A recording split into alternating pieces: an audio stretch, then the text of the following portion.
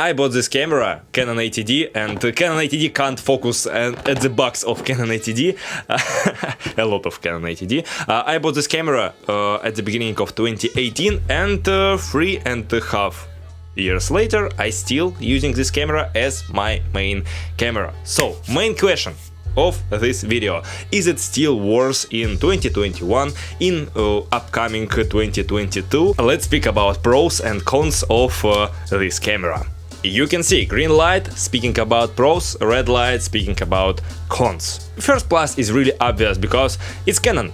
It's really simple to use. All needed option for shooting videos you have on your screen. You have no need to dive into different complicated menus, hello Sony, and find a specific button to adjust your white balance or anything.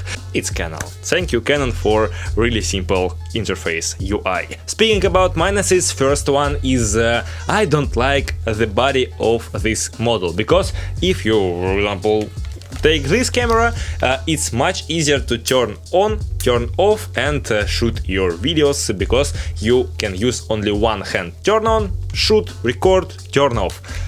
For this model you need to use both hands, because selector and mode wheel, wheel of modes located on other side of the body. This is because you have additional screen on the top of the body, but I hate this design. I don't like to use it. I want to remove this screen and return my selector and mode wheel on other part, because I want to use it only one hand. Next plus, this camera is durable.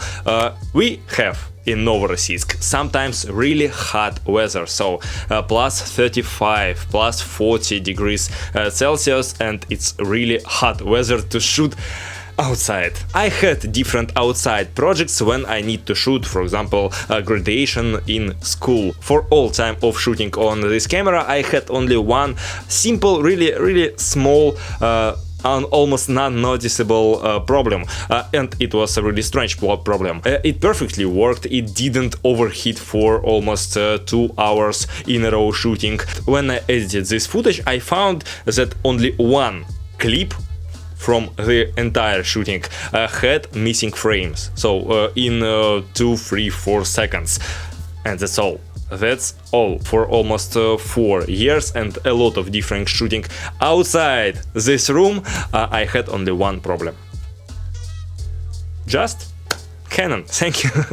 Camera doesn't have different pro features. For example, you can shoot time lapses using built-in feature. You can't shoot in a log profile. You can't record separate audio tracks. For example, one from external mic connected to the camera and other track from built-in microphone. It's not too bad, but you need to understand that this is not super professional camera. Next one is long living. It uses standard LPE6 or something like this, and I can shoot using only one battery, maybe around 3-4 hours without recharging this battery. I still have decent battery life after 3.5 years of using. Right now I'm using official Canon battery, and I using it for 1.5 hours of shooting in this location, and right now I have half of my battery, so 3 hours easy. You have built-in Wi-Fi connection, but it works as a... I used this feature only 3-4 times, only because we had really complex shooting and we had to use additional screen. You can transfer video on your iPhone and, for example, change different settings, start and stop your recording, but it doesn't work, just doesn't work. It has really bad connection. You need to spend a lot of time to just connect your phone to this camera, and really, it's really bad. It's really bad. Нет, не надо меня кушать.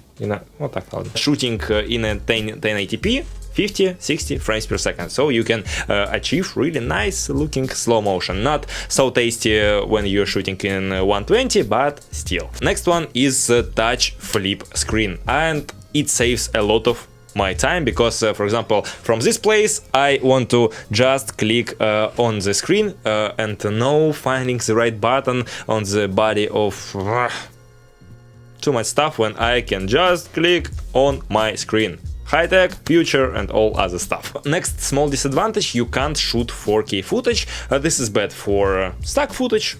And that's all, because I think 1080p is still acceptable, because when I'm looking in my analytics, in my stats, I see that half of my views are from mobile phones. You have no need to shoot in 4K. Yes, it's really nice when you have 4K feature, but it's still acceptable in the next 3, 4, maybe 5 years. The next really big plus for solo shooters is autofocus when you're shooting videos, and I absolutely love it. I think this feature saves a lot of my time, because when I'm using this old Canon 700D, really long name in English, I spent so much time to find using manual focus, so autofocus when you're shooting videos, I think is absolutely incredible feature, and one main advantage that it works in low light condition, and it's really cool. As the advantage of using crop camera, you can still use EFS crop lens and full frame EF lenses, and it's really nice because you can start from buying really cheap lenses, for example this Yongnuo 50mm, like this one, $20-30, and I bought it when I'm using this camera. Later you can upgrade and use EF lenses, and this is really nice feature for semi-professional filmmakers when you don't have enough money for full frame camera, but you want to use really nice lenses and use them when you're moving on full frame camera. Last disadvantage is really obvious, this is a crop sensor. It's not a big deal for camera in this price range, but still you can be trapped in the small rooms. For example, I can't shoot really wide using this lens because it's just a crop sensor. Crop factor is 1.5, so 35mm will be 50 on this camera, so keep this in mind. Because of crop sensor you have terrible image in low light condition, but again, this is acceptable for camera in this price range. Price.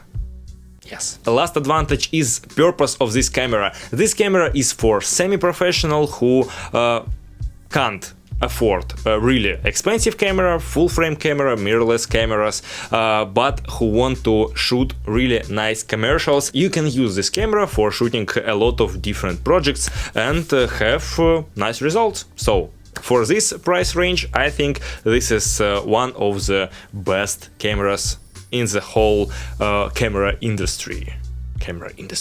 I tried to use Sony models in this price range, Alpha 6400 or something like this, and yes, it's really small, but it's really uncomfortable to use, and I don't like video footage from that camera. So what's the answer? I think yes, this camera is still worth it for example, beginners filmmaker who don't have enough money to buy really expensive camera, who want to use really nice... Oh, I don't have this lens. Who want to use both, really cheap,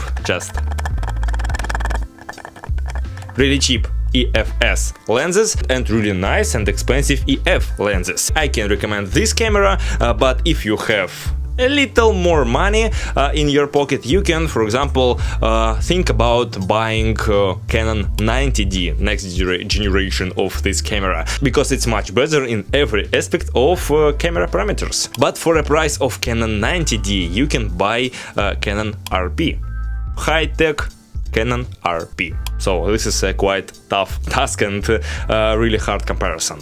If you have free $100, I recommend you to try Canon 80D. It's really nice working model that works for me and maybe for you.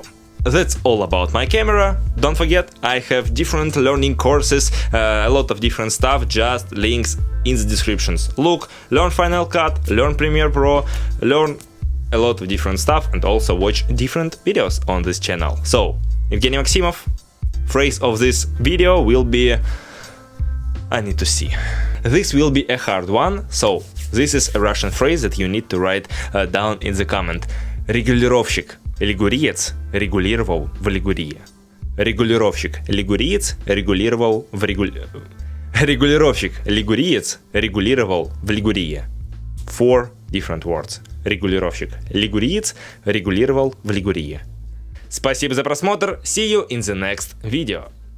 Удачи. Удачи. Good luck.